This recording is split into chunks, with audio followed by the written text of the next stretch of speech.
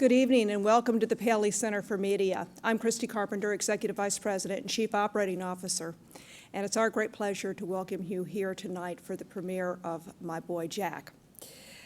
Our focus tonight is on drama, and we're delighted to be bringing to you this story that has lived and grown through several forms of media, from a poem to a play to a television film.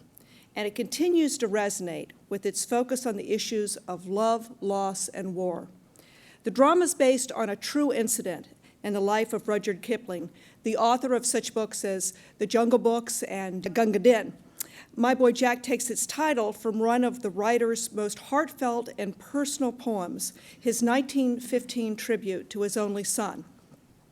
Rudyard Kipling was a fervent supporter of England's participation in World War I, and he made it his goal to see that his son Jack, who suffered from a serious myopia, would be eligible to fight in the war. Little did he anticipate the very devastating effects that that war would have on his family. This moving and in many ways very timely drama will make its American debut this coming Sunday on Pbs. It was adapted by the actor David Haig from his play that had the same name and was first performed in England in 1997. Haig, who actually bears a very uncanny resemblance to Rudyard Kipling, repeats his role that he performed on the stage as the legendary author. Also featured in tonight's drama is Daniel Radcliffe, who plays Jack and is well known to all of us as Harry Potter. Haig and Radcliffe co-star with tonight's very special guest, Kim Cattrall, who plays Kipling's American wife, Carrie. I'm sure many of you are fans of Kim's from her role as Samantha Jones in Sex and the City, and her performance tonight will underscore the tremendous range of this very gifted actress. Kim's appeared on this stage with us many times, and of course you saw her on the screen already tonight. And it's a pleasure to have the opportunity to watch My Boy Jack with her, and of course later on we'll be hearing from her directly talking about her role and about the film. Rebecca Eaton became the executive producer of both Masterpiece Theater and Mystery in 1985, and she put her stamp on both of these iconic series for more than 2 decades. Her productions include things such as Prime Suspect, Bleak House, Jane Austen's Persuasion. They've earned her many accolades, including 11 Primetime Emmys and some 13 Peabodys. And to top it off, in 2003, Queen Elizabeth awarded her the honorary OBE, Officer Order of the British Empire. Last year, Rebecca was one of the Paley Center's She Made It honorees. That's an initiative we have that recognizes women around the world that have had a very profound impact on the landscape of media. You can learn more about Rebecca and some of the other remarkable women that we've honored by visiting an exhibit on your way out. It's on the first floor in our Spielberg Gallery. Now please join me in welcoming Rebecca Eaton to introduce tonight's film.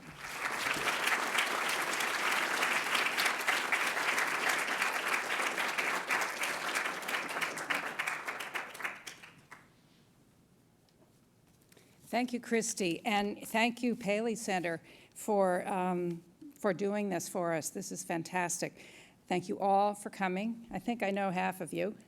Can't quite tell without my specs. And thank you particularly to our friends from WNET. I think there's several of you here tonight. This film comes with some warnings. The first warning is turn off your cell phones. The second warning is get out your handbags, rummage around, get out your Kleenex and your hankies. It's a weepy. This is a serious weepy of a film. Yeah. We'll pause. I'll just talk while you do that. My Boy Jack, I'm proud to say, is part of the new Masterpiece. As you may have noticed, Masterpiece Theater has been remade. It is now called Masterpiece. On June 13th, we relaunched the new Masterpiece with the first in a series of 3 genres, Masterpiece Classic, which will be all your favorites, and which will include My Boy Jack this Sunday. And I am proud to tell you that so far, the ratings for the new Masterpiece are up by over 30% from last season.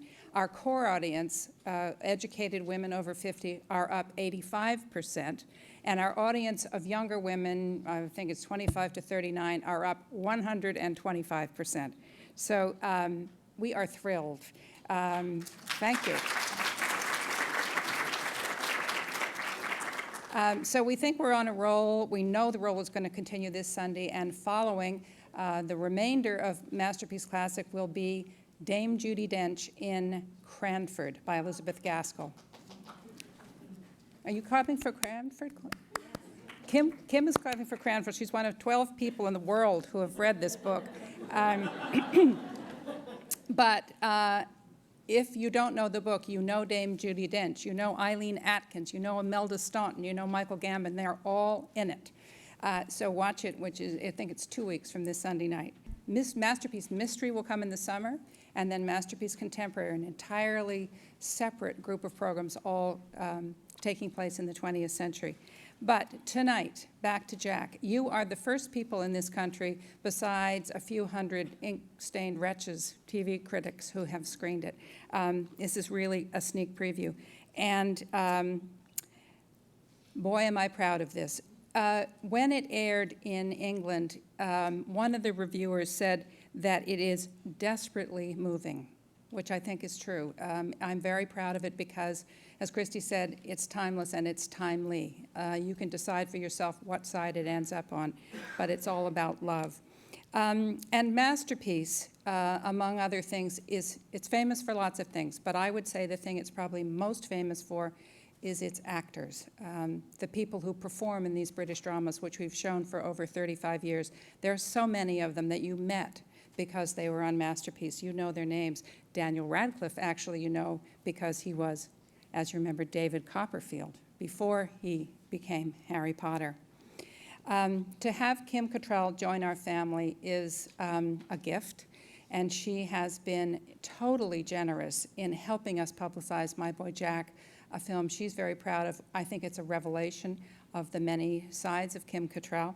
And this was picked up also in the media when it was reviewed in England. Let's see, it was the Daily Record said, "What a testament to Kim Cattrall and Daniel Radcliffe that there is not a hint of their alter egos." So welcome to the family, Kim. Thank you all for coming, and start sniffling. Good evening. My name is Ron Simon, curator of television and radio, and I'll be moderating the discussion tonight. So let's please meet our panelists right now. We'll be discussing both this movie and Kipling. We have a foremost Kipling scholar here. David Allen Richards is vice president of the Kipling Society and recently served as guest curator for the Kipling exhibition at the Beinecke Rare Book and Manuscript Library on the Yale campus. In addition to practicing law with McCarter and English, he published Kipling, The Books I've Left Behind, based on the exhibition and the material he donated to Yale. Please welcome David Allen Richards.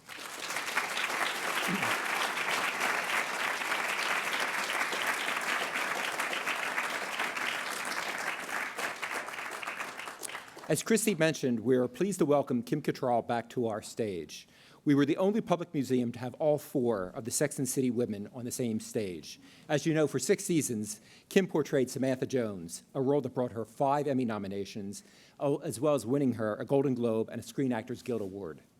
We all eagerly anticipate the Sex and the City feature film that will be released this May. We also premiered Kim's HBO documentary entitled Sexual Intelligence, based on her best-selling book. Please welcome back to the Paley Center for Media, Kim Cattrall.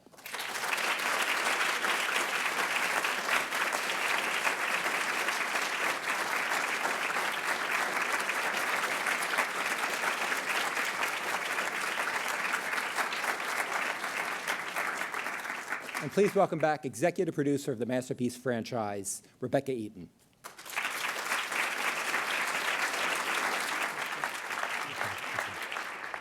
Well, that's quite a moving film. As it was mentioned before, the play was written in 1997, but it seems to have much more resonance now in this post-2001 age. How did the play get into Masterpiece production? Rebecca, how did you first find the product? I'm having a little trouble talking. Yes. Well, actually, Kim, you can speak to this too. I think you should be the first to speak Oh. because I think you. what you did was absolutely stunning. Oh, thank you.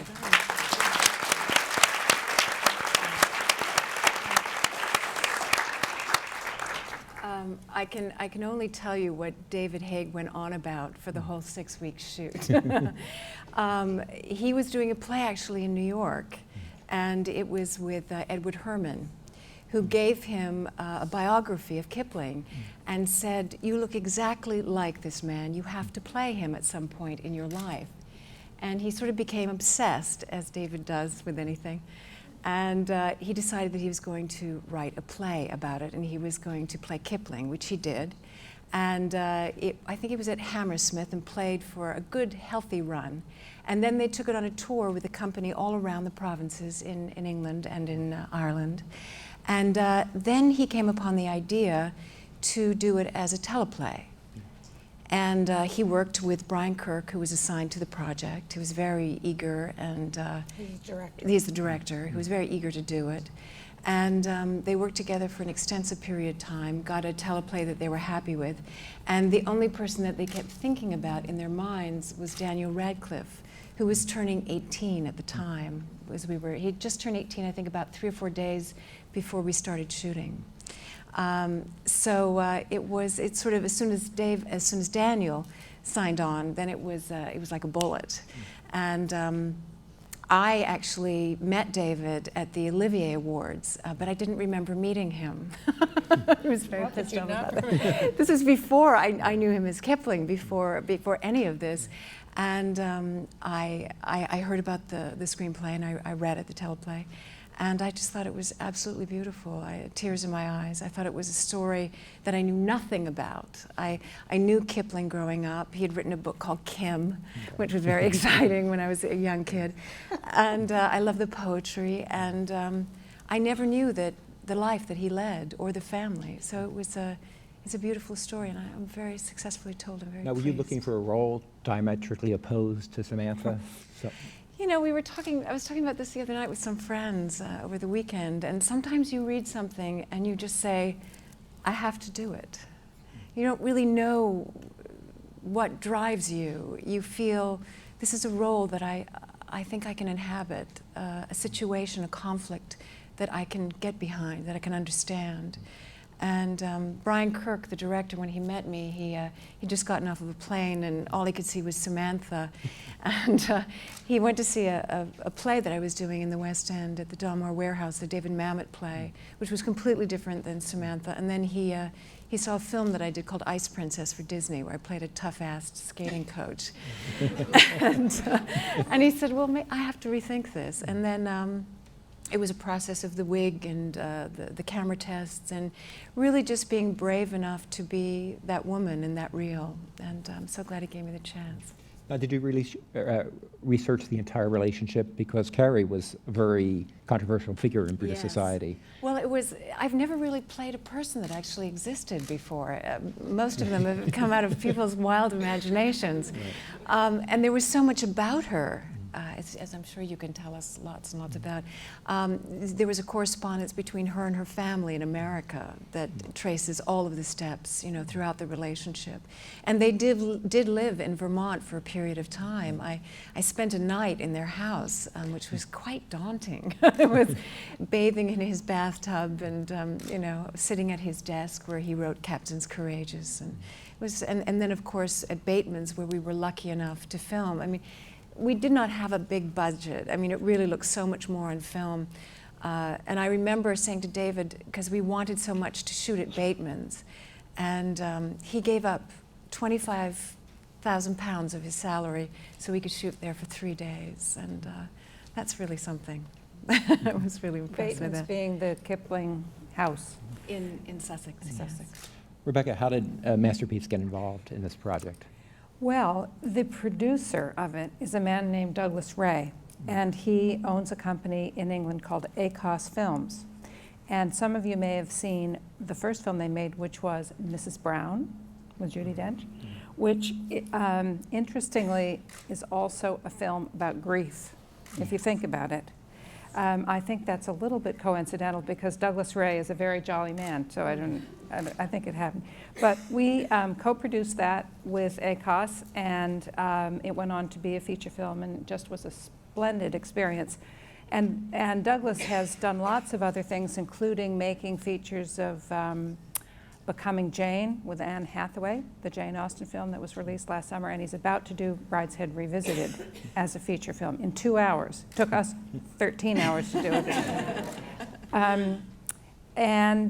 This is one of the first, I think it may be the first television film that he's doing. Why it wasn't released as a feature, I don't know, and you might actually know the story. The only thing I can think is that it is so wrenching that maybe they decided, distributors weren't interested in it because they thought people just won't go to this. It's going to be too sad, or it's going to be too much of a political hot potato. I don't know. Anyway, so they said Dan Radcliffe is going to do this. It's his first television ever. It's his first period role. Well, Harry Potter is sort of. And so he made this. Then he did Equus. And now he's coming to New York to do Equus. You can see all of Daniel Radcliffe. Kim, what was it like to work with Daniel? Oh, he's very sweet, and he so seriously wants to be an actor. I mean, I think he wants to outlive, the legacy of Harry Potter, and his choices are very bold, and at the same time, I think very smart. He actually loves to do magic tricks off camera, and he's just filled with trivia. It's the craziest. He's always texting and on his iPod. I mean, he's really a teenager, a very wealthy teenager, and a very experienced one. But his dad and his mom, alternate on the set. He has a lot of support, and he's actually quite a normal kid. Sweetheart. And David, we were talking about Kipling. He was the most famous English writer at the turn of last century, but in post-war era, he was sort of eclipsed. Now, he certainly has more meaning now as we think about war and empire. Could you just talk about Kipling and what he might speak to us today about? Well, I suppose the recent notoriety or requoting of him comes from our having gone into Afghanistan, where, of course, the British were 140 years ago. And there's a lot of meditation among the pundits on whether we're handling our empire and the tasks of empire quite as well as the British did. But Kipling was known as the bard of empire. He grew up in what Masterpiece Theater would have called the jewel in the crown, and spoke Hindi as a child and was very much a traveler across the empire, and felt more deeply perhaps than many native English what he felt the glory of the empire was, and was terribly concerned about the war and about Britain being ready. And while this story was heightened to suggest conflict within the Kipling family, among the last lines that Kim spoke in the scene were that he was where he wanted to be. And that was absolutely the case. And what this film is good about is showing the desire of young men like John Kipling to go.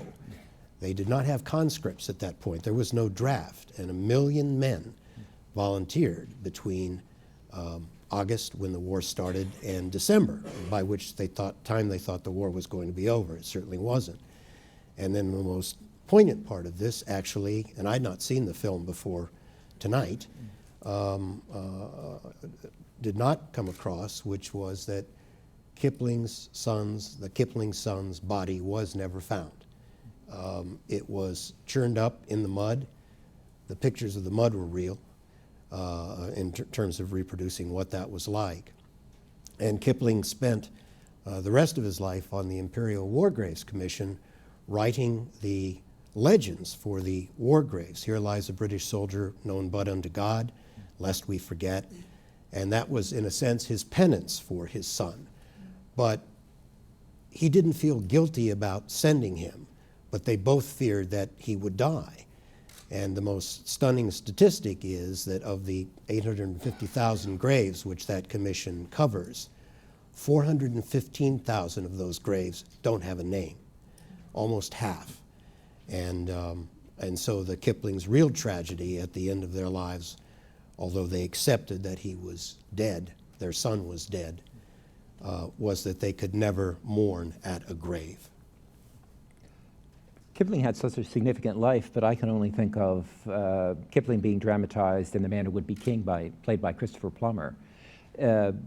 Why is it so rare that Kipling's life has not been made into drama? Well, I think that we're well past the Edwardian era now. He doesn't have the same kind of drama that, say, Churchill does, someone from living through the same era. And some of our writers live large. Hemingway would be an example more familiar to most of us, and in The Sun Also Rises, or For Whom the Bell Tolls, he put some of his own experience in, just as Kipling did.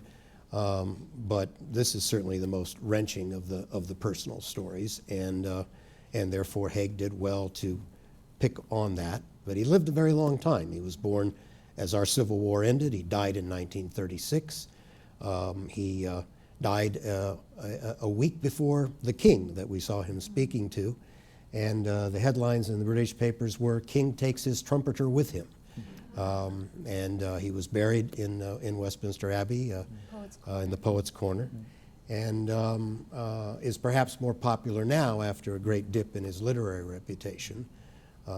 But like him, I still like the poetry, and the Disney DVD seems like they'll always be with us.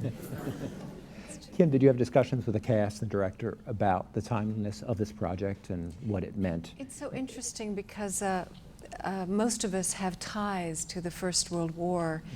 My grandfather fought at Vimy Ridge, and he was very badly wounded by a piece of shrapnel in his chest and spent almost a year and a half in a veterans facility. And 6 months into the Second World War, he signed up again and then died of pneumonia at the front. Dan's great-granddad, he also fought in the First World War. My father was an officer in the British Army in the King's Regiment, as was David Haig's. So there was a lot of military background. I think that being brought up by an officer in the British Army, I had a very strict background, and I look at the pros and cons of that, but I very much understood that patriotism, that rule Britannia, the British Empire. My father, to this day, I mean, he has dementia and he's in a home, unfortunately, but if he has a good day and he talks about the royals, he would still give his life to protect them. I mean, it's really instilled all these old soldiers in all of our past. And Rebecca, did you think that you were going to program Jane Austen to Kipling? Was that in the cards? No, not exactly. I knew they would be in the same year, but and Masterpiece Theater is an anthology.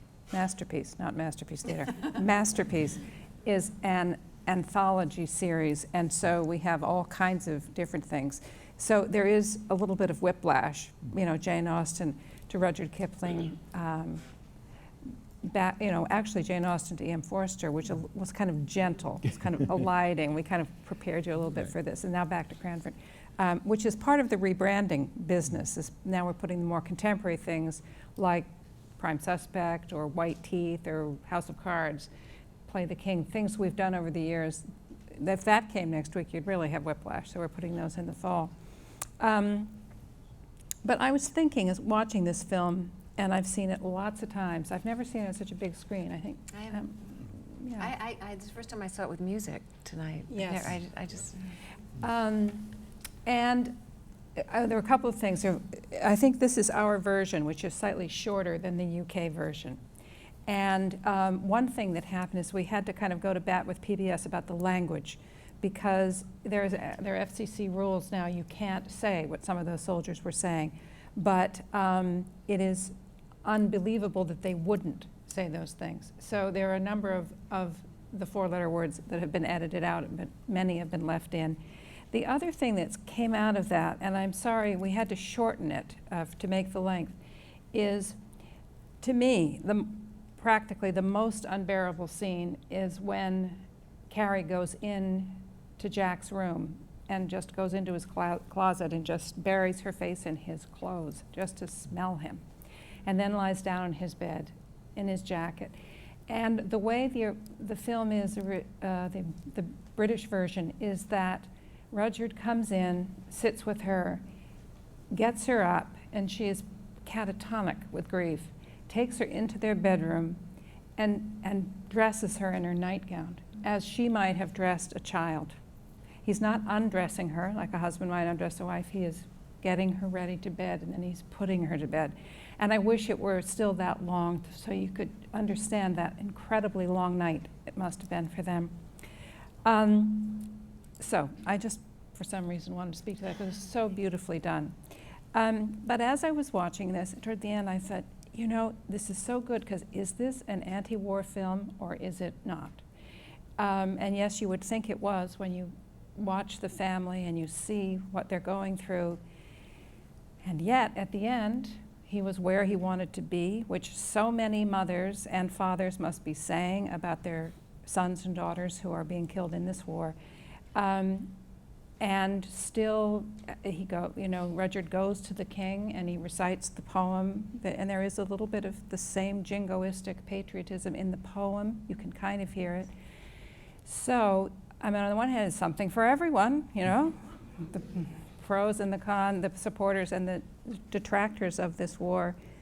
I'd be interested to see what you two think, if you think it cuts down the middle or if it actually tips its hand.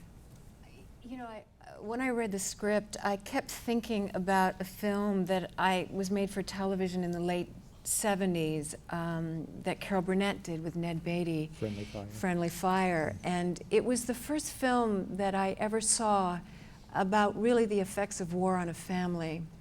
And ultimately, is there a right, is there a wrong? That's for all of us to decide individually. Ultimately, we can't control our sons and daughters. My nephew, at the present time, is he wants to be a soldier. He just turned 18. Did you show him the film? Yes, I did. It didn't help. Actually, he's a huge fan of Harry Potter, so it got kind of confusing. And the other incredible thing about it is that my nephew is visually impaired.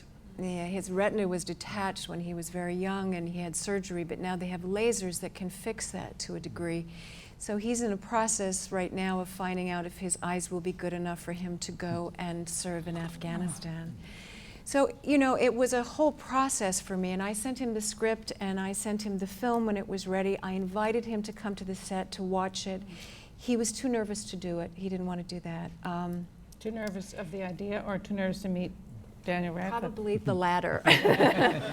And I keep sending him. I mean, he lives in Canada, so he won't serve in Iraq, but he will serve in Afghanistan.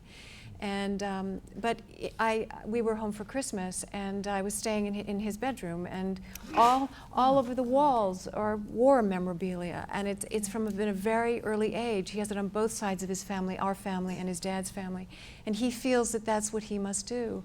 And my sister has come to the same compromise. He has to be where he wants to be. He's 18. I mean, it wrenches me so much, and I get very teary-eyed when I see Dan in the hat, which is obviously too big for him, sporting a fresh mustache and ordering these men who are much older than him. And you just think these are boys, you know. They're boys, and it was cannon fodder. So you just, you know, I tried to leave my point of view about war out of the equation and really take it as a story about family and loss. And David, do you want to talk about Kipling and the post 9/11 war world? Well, I agree with Kim. If you bring a certain mindset to this, then you will decide if you think all wars are stupid or if you think World War I was particularly foolish, and we saw discussions of that when Kipling really wasn't on a propaganda committee, but it was a useful storytelling device. The Battle of Loos was the first time the British used tear gas, and it blew back on their own troops. And John Kipling, of course, wasn't the only one that died. The Queen Mother's brother, Queen Elizabeth's mother's brother, died in that battle. And so if you feel that all that was waste, then you will feel that this is an anti-war movie. But to me, what was interesting, although obviously Rudyard's the core of the family and is the paterfamilias and is insisting in his public role and his private role that certain things be done, and we only see the private agony. To me, the more interesting characters are Carrie Kipling, who was incidentally American. This was not Kim's failure to master an accent. She was from a very distinguished Connecticut family, the Walcotts and the Balestiers, and Walcott was a signer of the Declaration of Independence, so she was New England aristocracy. The two interesting figures to me are the boy and the mother. And the boy wanted to go. He went to a military prep school. He was a member of the Officers Training Corps. His eyesight was as bad as this says, that he could not actually read the second line in the eye chart. This is true. But his mother was more fatalistic than the Carrie that's written in the movie. And if you'll let me, no, I just want maybe if you've already heard this will make you cry more. But this is what Carrie wrote to her mother 6 weeks before John was killed. And I want you to understand what her feelings were. You write you don't see where one finds the courage to send a boy, but there's nothing else to do. The world must be saved from the Germans. One can't let one's friends and neighbors' sons be killed in order to save us and our son. There is no chance that John will survive unless he is so maimed from a wound as to be unfit to fight. We know it, and he does. We all know it. But we all must give and do what we can and live in the shadow of a hope that our boy will be the one to escape. So the terrible sense of dread that I think the movie projects was one that they felt. Many of their friends' sons had already been killed. This was what my generation went through in the Vietnam War. The second lieutenant's killed within 6 months. John, the very first battle, the first time he goes over the top. So they had premonitions and indeed almost saw it as inevitable. But you see in her words to her mother that she felt she must do that and support her family and what John wanted. And therefore, I don't know that it's so much anti-war or pro-war as just this terrible sense of dread that we know there will be wars and boys will die. And girls. And girls. Well, shall we take questions from the audience? I should say we have some special guests here tonight. We have women from the American Gold Star Mothers. It's an organization of women who have lost children during the wars. It was started right after, during World War I, and it's its 80th year this year. So are the Gold Star Mothers here? My name is Ruth Stonecipher, and my son Christopher was killed on the first night of major military operations into Afghanistan. He was a U.S. Army Ranger and died on 19 October 2001. Kim, you nailed it. I think I need a tissue. Thank you. Do we have a question? The microphone is right behind you. My name is Ann Sherman Walcott. I'm the past national president of the American Gold Star Mothers. I lost an 18-year-old son in Vietnam. I can relate to the young 18-year-old man in the movie, and also the mother's loss. You did a wonderful job portraying the mother, Kim. All I can say is I hope it never happens to any of you. Thank you.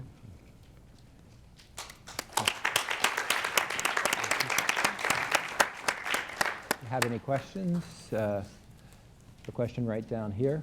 Please wait for the microphone. Oh, Ms. Cattrall, I've been a fan of yours since seeing you in Scruples and Tribute and The Gossip Columnist.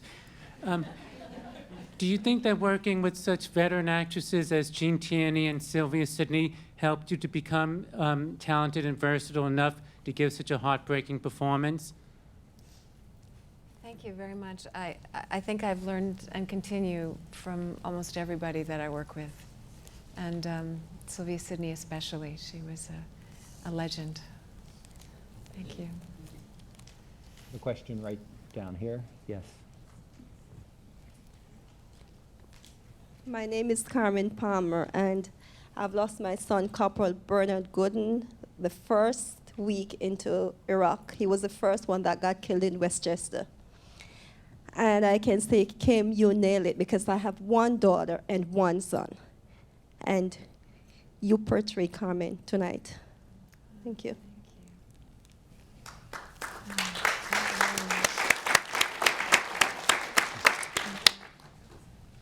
We have a question right down here. Microphone will come. I'm not familiar with Carrie. Why was she so controversial? Can you provide some background on that you alluded to earlier? Me or you? I think it's me. Yeah. I don't remember if you saw or focused on when they were in the Bateman's living room. There was a portrait up against the wall of a matronly figure. That portrait is there. That's really Bateman's. That's their house. And famously, Carrie has on her waist the keys to the house. She was said to be beautiful as a young woman. She didn't have much fashion sense. She did not buy the Edwardian equivalent of Jimmy Choo's. They called her the capable one. She was, except it was harsher than that. Her father-in-law said that she was a good man spoiled. Her husband called her the Committee on Ways and Means. And what she did, and what any fan of Kipling, the writer, must be grateful for, is she protected him. She ran the farm part of Bateman's, just as it said. She dealt with his publishers. She negotiated his contracts. She made sure that nothing that he wrote left the wastebasket after 1899, just tore it all up to make sure he wasn't exploited. And so she was a very organized woman and has had unsympathetic press. But she was a good mother and a good wife, and I think that her courage and her steadiness and her intelligence were all well portrayed. As I said, it was so great to have so much research and resource around Carrie Kipling. There was a little novella written about her called The Hated Wife. And it was because everybody wanted a piece of Rudyard Kipling. And he was sort of like Harry Potter today. You know, people would appear on their front doorstep or at the gates. The first scene that you see, they called them Kodaks, which is, 1914 for paparazzi. Right. And they were constantly at their gates wanting a picture, wanting an autograph, wanting something. And nothing had ever really existed like this before. He was so beloved. And sort of like Steven Spielberg, you know, he told these stories that captivated generations and still does. She would not let his signature be on a check or anything because it was worth more than the check that it was written, and people wouldn't cash the checks. They would sell the signature. They had difficulty with their milk deliveries because he would leave notes and the milk wouldn't get delivered, and he'd leave another note and found out the milkman was selling the notes. So she was, in today's version, she was the security, the PR person, the agent, the mother, the proprietor of the house, ran the family, ran him. He had an office that no one could disturb between certain hours of the day. And she would have the keys, as you said, to the house on her at all times. She sometimes would lock him in the room so he would not get out and he would sit there and write. He was like this fabulous he was like a child almost. He had this amazing imagination, and she was the big mama. She was the Nancy Reagan. The Nancy Reagan, exactly. An enabler. An enabler. We have time for just a few more questions. Yes, right here, right down here.